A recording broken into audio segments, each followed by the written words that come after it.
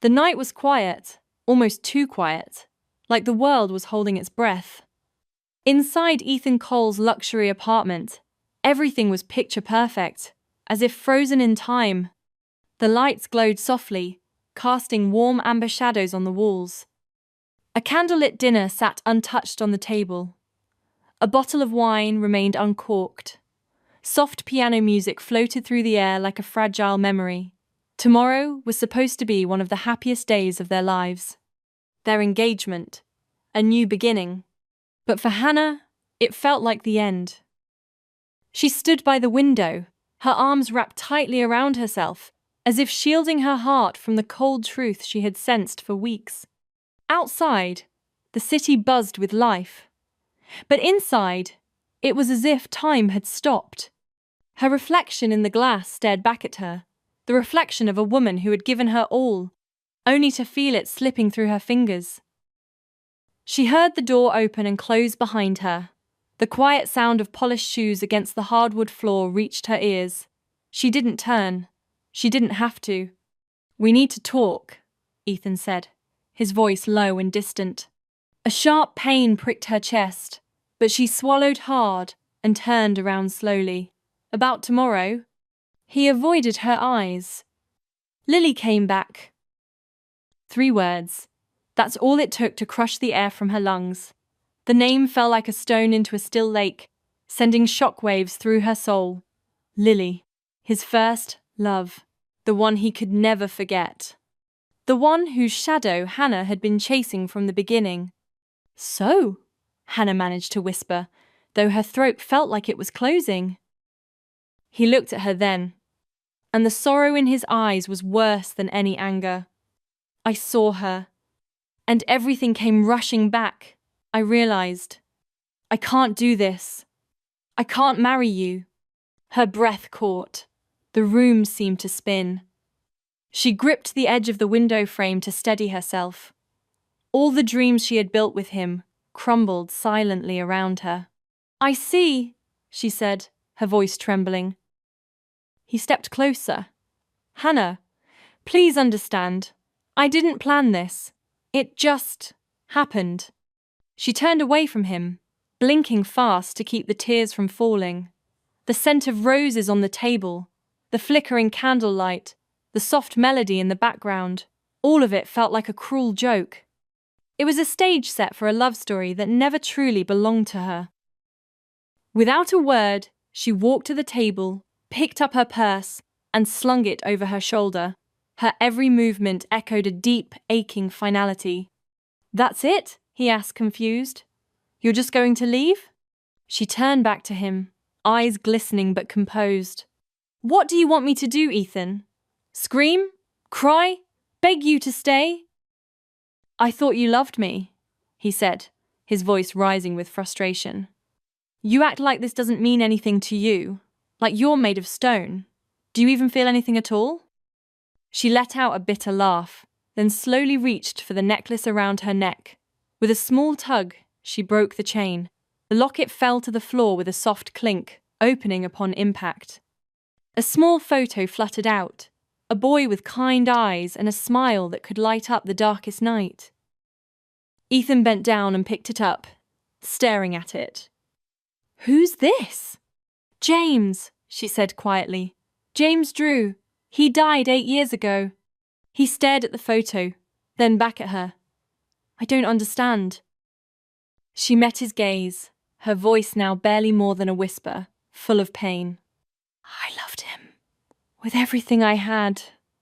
When he died, I lost more than just a person. I lost the future I had dreamed of. And then you came along. You looked so much like him. I thought maybe being with you would fill the emptiness." Ethan's expression shifted from anger to realization. His lips parted, but no words came out. "So I was your stand-in too?" She nodded, tears now freely falling. "Yes, and I hate myself for it. I tried, Ethan. I really tried to love you for who you were, but in the end, we were just trying to use each other to erase our pain." He stepped forward, desperation in his eyes. "But we shared something real, didn't we?" She picked up the photo from his hand and gently placed it back in her bag. We shared pain. That's what brought us together, not love. As she reached the door, he called out, "Hannah, please, don't go." She paused, her hand on the knob. She turned to him, her voice steady and strong. "You chose her, Ethan, and I chose to let go." And then, without another word, she opened the door and stepped into the hallway. The cold air hit her like a wave, but it felt honest, real. She walked away slowly, her chest aching with every step. The tears that had stayed trapped finally broke free, slipping down her cheeks. Every part of her felt heavy. She had given Ethan 5 years. 5 years of loyalty, of care, of believing in something that was never fully hers. She had loved with her whole heart, stood by him when no one else would, and this was how it ended. She didn't scream or fall apart. She didn't look back. But inside, her heart was breaking into pieces too small to name. And yet, she kept walking, because sometimes love meant knowing when to let go. She took a deep breath, looked up at the stars blinking softly above the city skyline, and whispered, "Goodbye, Ethan, and goodbye, James." Because this night, the night before what was supposed to be her engagement, turned out to be her awakening. And maybe, just maybe, that was the beginning of everything she needed. The engagement party was supposed to be magical. The ballroom sparkled with golden lights, flowers were everywhere, and the air was filled with laughter and soft music. Guests in fine clothes sipped champagne and smiled, unaware that the woman of the night, Hannah, was standing at the edge of a storm. She wore a pale blue gown, delicate and simple. Her smile was gentle but unsure. She clutched her glass with shaking fingers, trying to calm the storm inside her chest. Everyone kept congratulating her, but all she could think about was how quiet Ethan had been lately, how distant. Then, the doors burst open. The music screeched to a halt. Gasps filled the room. Lily. She strode into the room like a hurricane, her heels striking the floor with purpose. Her gown, a stunning blue, almost identical to Hannah's, flowed behind her like a battle flag. Her presence sucked the air from the room, her eyes locked on Ethan. Time seemed to slow. Guests turned to one another, confused murmurs rising, Hannah frozen. Lily marched through the stunned crowd and without hesitation snatched a full glass of red wine from a waiter's tray. In one swift motion, she hurled it straight at Ethan. The wine splashed across his face and shirt, the glass shattering loudly on the floor. "You bastard!" she screamed, her voice echoing. "You said you loved me. You said you'd wait for me, and now you're proposing to someone else?" People gasped. Someone dropped a plate. Others whispered furiously. Hannah stood in place, her knuckles white around her glass, her body cold. She was frozen, not from shock, but from something deeper, betrayal. Lily turned toward her next. Her gaze was sharp, slicing through the room like a blade. "And you?" The word hung in the air. "You thought he loved you. He chose you because you looked like me, because you were convenient. You were never meant to be the bride. You were a stand-in, a replacement, a shadow." The words hit harder than the wine. A silence fell across the ballroom like a heavy curtain. Hannah could hear her own breathing. Her heart pounded in her ears. The whispers began. "She looks just like Lily. I heard Ethan used to cry over Lily even while dating her. Didn't he say once he couldn't even look at her face without thinking of someone else? She was always just second best." She must have known. No wonder Lily came back. She can't compare. The words piled on like stones, each one sinking deeper into her chest. Their voices weren't loud, but they felt like screams in her ears. She could feel the stares, judging, pitying, some even smug. Eyes that once looked at her with praise now looked at her like she was nothing. She felt naked, exposed, as if the gown she wore had been stripped away, and everyone could see the raw, bleeding wound in her heart. Still, she stood tall, but inside she was breaking. Then, Ethan moved. He looked at Lily, his face wet with wine and shame, and without a word, he took her hand. But Lily pulled away and stormed toward the exit. "Lily, wait!" Ethan shouted, his voice desperate. He ran after her, pushing through the guests, ignoring their shocked expressions. "I still love you! I never stopped!" The words were loud, sharp, and they tore through the room like thunder. Hannah stood in the center of it all, motionless. He hadn't said he was sorry to her. He hadn't tried to explain. He hadn't looked back. All of his heart, his voice, his desperation, they were all for Lily. And that was the moment Hannah knew for certain. She was never his first choice, maybe not even a real choice at all. She put her glass down slowly. Her voice, when it came, was clear and calm. "You don't need to pretend, Ethan. I already knew." He blinked. "What?" She took a step forward. The room watched, waiting for a breakdown, but Hannah stood her ground. "I always knew," she said, looking at both of them. "You never looked at me with love, only with longing, for her. And you," she turned to Lily, "you can have him. But don't mistake my silence for weakness." She paused, scanning the silent crowd. Her voice softened. "I once loved someone who loved me back with everything he had. He never made me feel like a shadow. You," she looked at Ethan, "were never him." Another silence. Then she turned, gathered her dress in her hands, and walked through the parted crowd. Every eye followed her, but she didn't flinch. She kept her head high, her steps steady. Her heart was bruised, her pride battered, but her spirit remained whole. She didn't shout. She didn't cry. She didn't break. She walked away from the lies, the cruelty, and the shame, and she did it with quiet strength. Because in that moment, surrounded by whispers and betrayal, Hannah chose herself. Outside, the night air greeted her with its cold breath. Her chest ached, but her soul felt lighter. She didn't cry. Not yet. She just walked. And for the first time in years, she felt like she was walking toward herself. The night after the party, the silence in Hannah's apartment was louder than any noise. She sat by the window, curled up in her robe, a blanket wrapped around her like armor. Her eyes stared into the city lights, but her mind had traveled far back in time. She remembered James. James Drew. Her stepbrother. Her best friend. Her first and only true love. The world outside faded as she closed her eyes, letting herself sink into memories she hadn't dared to touch in years. Memories of warm summer nights and quiet whispers under blankets.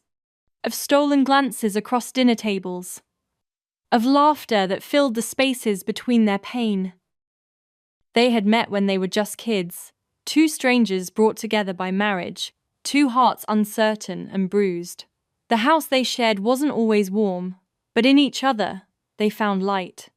When their parents argued behind closed doors, they sat side by side on the stairs, their small hands clutching tightly. When holidays came and went with more silence than joy, they built their own traditions.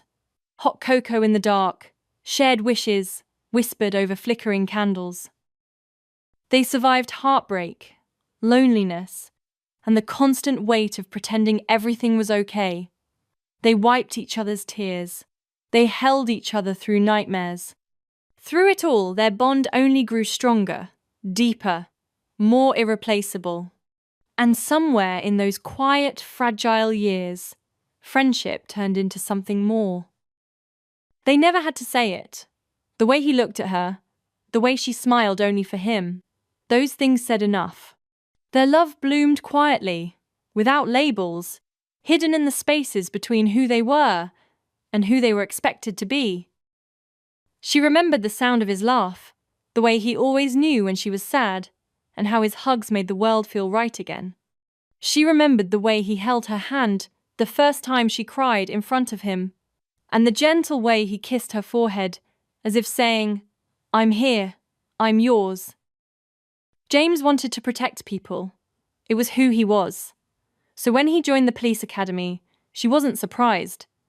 But the day he left for training, she felt like her heart had gone with him. They wrote letters, long ones, full of dreams and promises. Then one day, the letters stopped. There had been a mission, a dangerous, undercover drug bust that few knew about. Hannah never got the full story, only fragments. A gunfight, chaos, blood, and then silence. No one brought her answers, only a box of James's belongings and a hollow, gut-wrenching phrase, "He is missing, presumed dead." There was nobody there, no goodbye, just a name on a report and the unbearable weight of not knowing. She waited.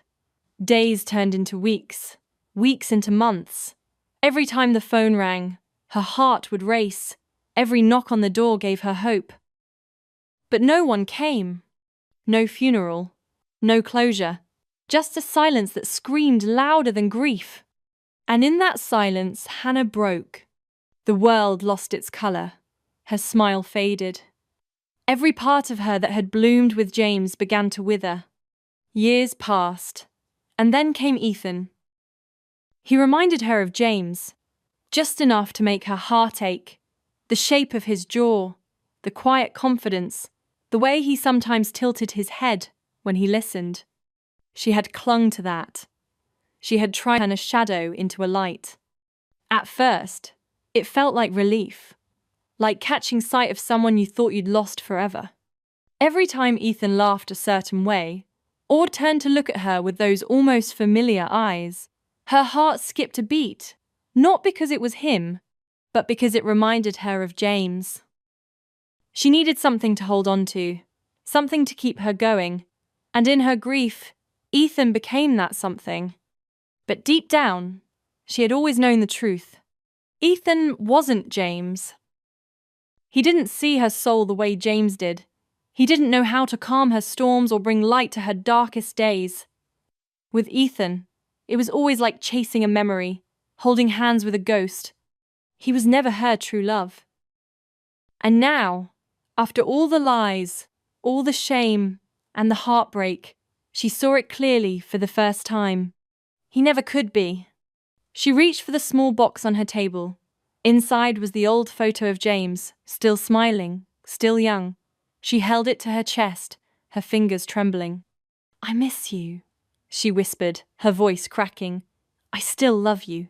You were the only one who really saw me, who really knew me." Tears streamed down her cheeks, but they were soft, quiet tears, not of pain, but of longing, of remembering what it felt like to be truly loved. Outside, the city lights flickered. Inside, Hannah sat still, holding the past close, letting it wash over her. For the first time in a long while, she didn't feel alone. And slowly, piece by piece, she began to take her heart back. Weeks passed, but peace never came. Hannah tried to rebuild her life, quietly and carefully. She kept her head down, focused on work, and avoided places she used to go with Ethan. She filled her days with errands, her nights with silence, and her heart with memories she wasn't ready to let go of. Every morning she whispered to herself that she was healing, that she was getting stronger. But healing, she learned, wasn't a straight line. Just when the wounds began to scab, Ethan returned. At first, he came like a ghost from her past, soft, quiet, full of sorrow. He left flowers at her door, messages in her mailbox, songs they used to listen to.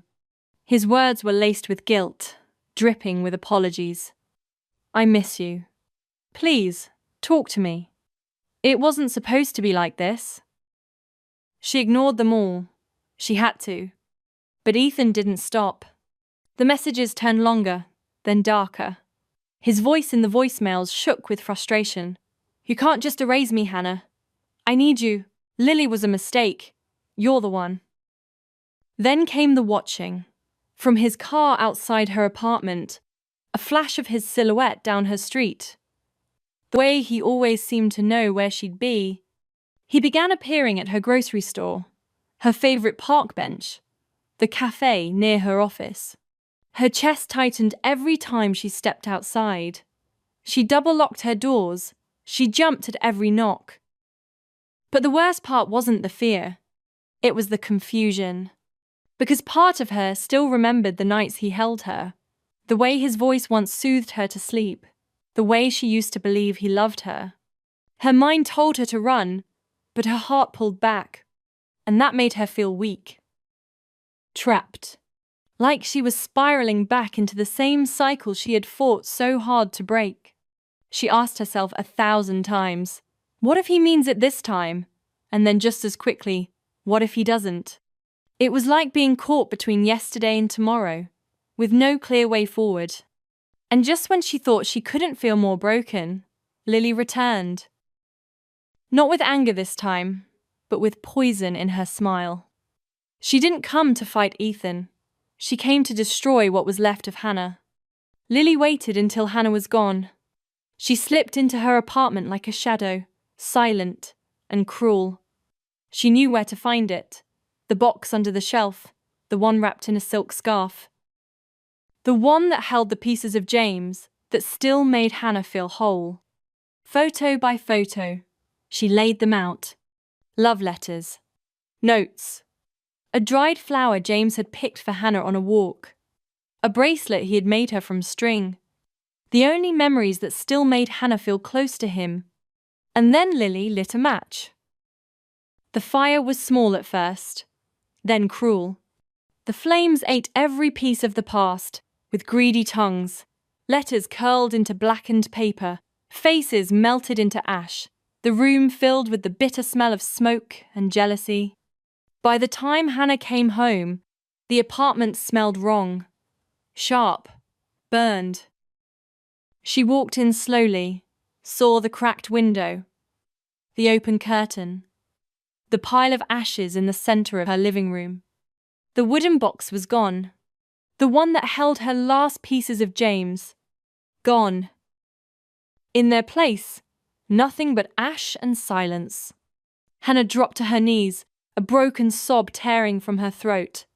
Her hands trembled as she reached for the charred remains, trying to find even one piece of him that had survived. Nothing. It felt like he had died all over again, this time by fire, by envy, by cruelty. She let out a sound that was barely human, not a scream, not a cry, something deeper, raw, broken. The next days were not just a blur, they were unbearable. She couldn't breathe without feeling like she was drowning in loss. Her chest hurt with every breath. Food had no taste. Sleep offered no escape. She lay awake each night, staring at the ceiling, whispering James's name like a prayer she knew would never be answered. Her soul felt shattered, not just from grief, but from exhaustion. From the endless fight to feel whole again. She didn't know where to begin, or what pieces of herself were even left to pick up. There was no plan, no path forward. Only pain. But somewhere inside that pain, in the tiniest corner of her heart, something stirred. A flicker, a whisper, a small, trembling voice that said, "Stand up." And somehow, she did. She stopped answering Ethan's calls. She ignored Lily's smug texts. And one morning, she stood in front of her mirror and said out loud, "No more." That evening, Ethan came again. This time, he looked tired, worn. "You won't even look at me," he said. She did. Her eyes were calm. "Because I see you clearly now," she replied. "And I don't see love. I see someone who wanted to be loved so badly, he confused control for care." He looked at the floor. You never loved me, she continued. Not really. You loved the idea that I could fix you. Just like I loved the idea that you could bring James back. Ethan nodded slowly. For the first time, he didn't argue. He didn't beg. He just stood there, eyes filled with something Hannah hadn't seen before, understanding. It hit him all at once. The memories, the dinners, the quiet way she used to look past him. He had mistaken her silence for peace, her kindness for devotion. But now he saw it clearly. He had never reached her heart. He had never truly been loved. Not in the way he needed. Not in the way she had once loved someone else. And for the first time, he realized that all the effort, the chasing, the begging, none of it had been about Hannah. It had always been about filling a hole inside himself. I'm sorry, he said, voice softer than before. She nodded. So am I. And with that, she closed the door. Behind it, a storm faded. Inside, a new strength was growing. Hannah had closed the door, but her nightmare was far from over. After Ethan's apology, he disappeared for a while, and she allowed herself to breathe, to believe that maybe, just maybe, it was over. But that illusion shattered quickly. He came back. Not as the desperate ex-lover, but as the careful manipulator. He played the victim now, insisting that he was only trying to protect her from Lily, that the world was dangerous, that she needed him. And Hannah, too tired to resist, let him in. Not out of trust, not out of love, but survival. She was mentally and emotionally drained. Every part of her felt bruised and raw. Her mind was heavy with confusion. Her heart felt like a shattered glass globe, each step threatening to cut her deeper. The world no longer made sense to her. Days passed without colour, nights without comfort. She didn't understand Ethan's words anymore. He spoke of protection, of keeping her safe, but his touch felt like chains. His presence filled every corner of her home until she couldn't breathe. It was like being wrapped in a blanket woven from fear. He took over her space, rearranged her routines, monitored her calls. He wrapped his control in soft smiles and sweet words, but Hannah could feel the leash tightening. She was a prisoner in her own home, guarded by a man who swore he loved her. Her days became quiet battles, her nights long hours of silence and dread. But behind her tired eyes, her mind was still working. She knew now that the only way to survive was to pretend. So she smiled when she wanted to scream. She agreed when every bone in her body longed to push back. She masked her fury with stillness, her fire with silence. She feigned cooperation like a seasoned actress, each nod a shield, each whisper a carefully hidden blade. Every false gesture gave her time. Every polite smile gave her space. And in that space, she began to breathe again. Her strength didn't return with thunder. It came slowly, in whispers and sparks, in the quiet decision to rise, to fight. Because deep down, she knew this was no longer about enduring. It was about reclaiming. This wasn't just about escape anymore. This was about justice. For James, for herself, this was her revolution. Her heart might have been shattered, but her spirit was sharpening. She didn't just want to leave, she wanted to destroy every chain that ever held her back. She wanted Ethan to feel the weight of what he had done. And she wanted the world to remember that Hannah Blake was not a victim. She was a survivor. She was fire. Her goal became her compass. Justice for James, freedom for herself. Not just physical freedom, but the kind that unburdens the soul, that reclaims every stolen breath, every silent scream. She began searching quietly, researching Ethan's past, digging into files, texts, names he mentioned in sleep or by accident. She collected them like weapons, hiding them in a locked file on a drive he didn't know existed. Every secret she uncovered, made her stronger. She no longer cried when she passed the ashes of James's memory. Instead, she whispered promises to him at night. "I'm going to finish this." Ethan still thought he was winning, but Hannah had finally woken up from the illusion, and she was ready to break it. The mountains were cold that morning. The wind howled like a warning, curling around the trees with a voice that felt almost human. Hannah stood at the edge of a winding trail, her coat pulled tight around her. In one hand she held a folded letter, in the other, a small device with GPS tracking. She checked her watch. Lily would arrive soon. This was not revenge by rage. It was precise, cold, calculated. She had waited months for the perfect moment, the moment when Lily would be most vulnerable, when she would follow without suspicion, and Hannah had used every secret she gathered to make this trap flawless. When Lily arrived, she was unprepared for what was waiting. "Why did you bring me here?" Lily asked, her voice tight with irritation as she stepped into the clearing. Hannah didn't answer right away. She stood by the weathered stone in the center of the snowy field, a grave marker half buried in frost. "James Drew." Hannah's voice was low, controlled. "You destroyed every memory I had left of him. You burned him from my home. Now, you will stand in front of what's left, and you will say his name." Lily rolled her eyes, arms crossed. "You brought me to a grave to lecture me?" "No," Hannah said, stepping forward. "I brought you here to make you feel what I felt, to look into the face of your cruelty and understand the cost, to look at this stone and know what your jealousy reduced to ashes." Lily scoffed, but her voice wavered. "I didn't know. I didn't think it meant that much." "You didn't think," Hannah snapped, her eyes burning. "You never thought about anyone but yourself. You wanted to win a game. I was never playing. You wanted to ruin what little I had left of him." The silence between them was sharp, like the wind. Then Hannah stepped aside. "Neil, say it. Not to me, to him." Lily hesitated. Her lips trembled. And slowly, unsure, she lowered herself to the ground.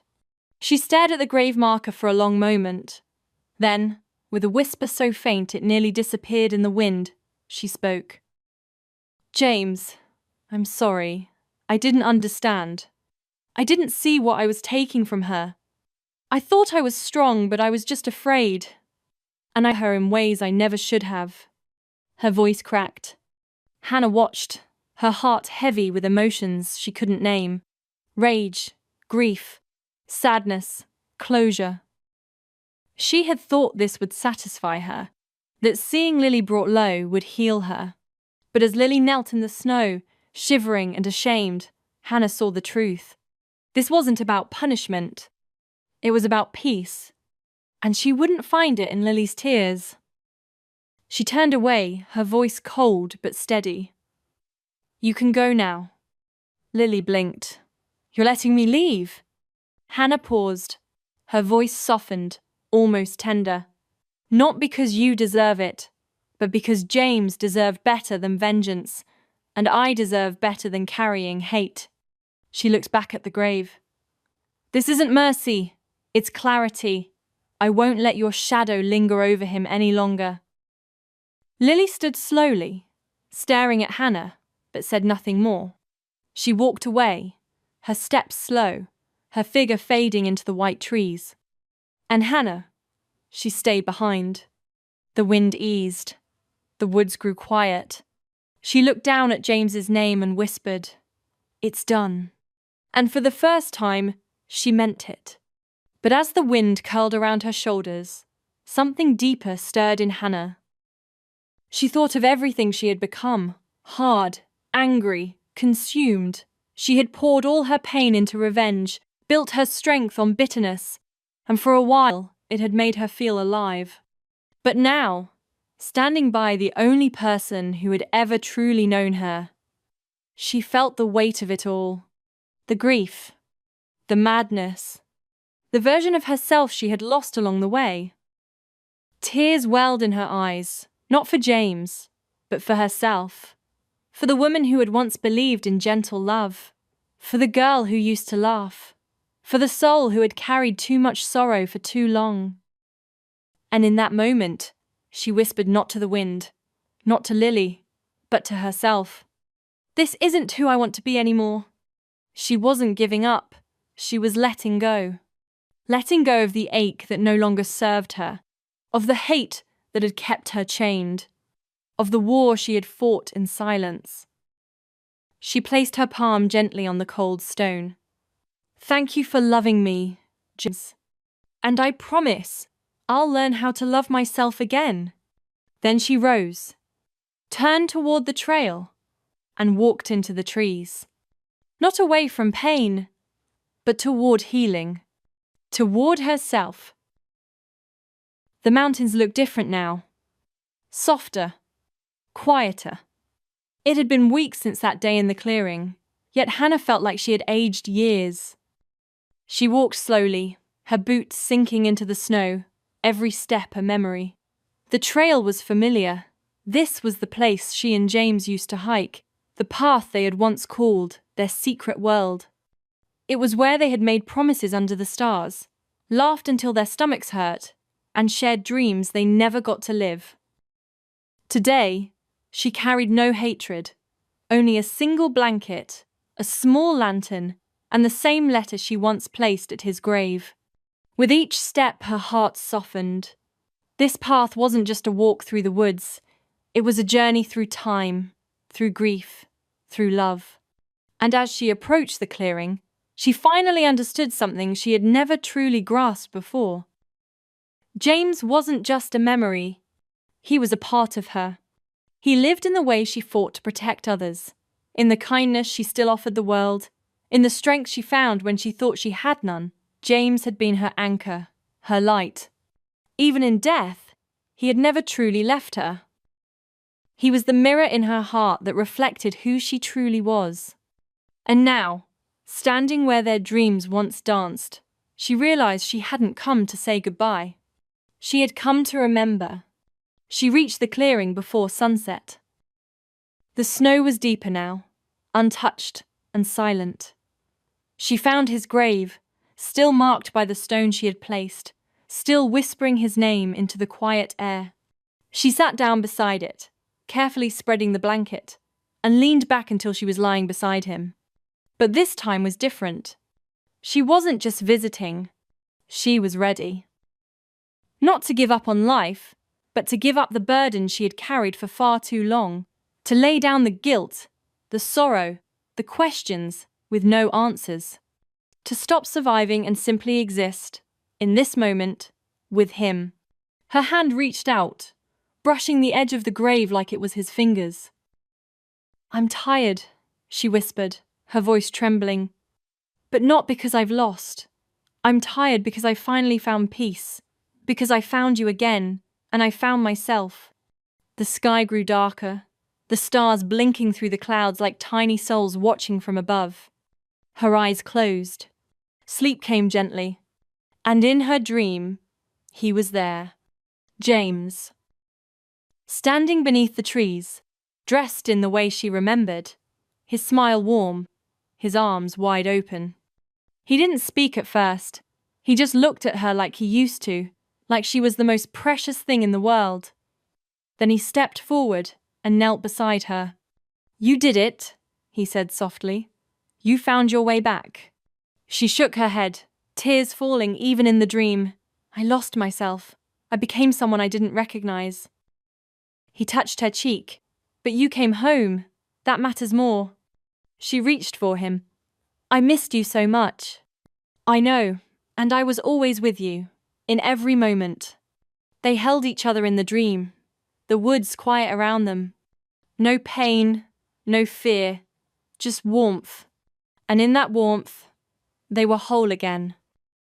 The broken years faded like mist. The hurt, the grief, the loneliness, all melted into the snow. There was nothing left to run from. No more shadows to chase. They were reunited, not by tragedy, but by love. In that space, where time no longer mattered, They were just two souls that had waited long enough. When she opened her eyes again, dawn had come. Light filtered through the trees, casting golden streaks across the snow. Hannah sat up slowly. She looked at James's grave one last time, her heart no longer heavy. "Thank you," she whispered. And this time, when she walked down the mountain path, she didn't look back. She didn't have to. She carried him with her. Always.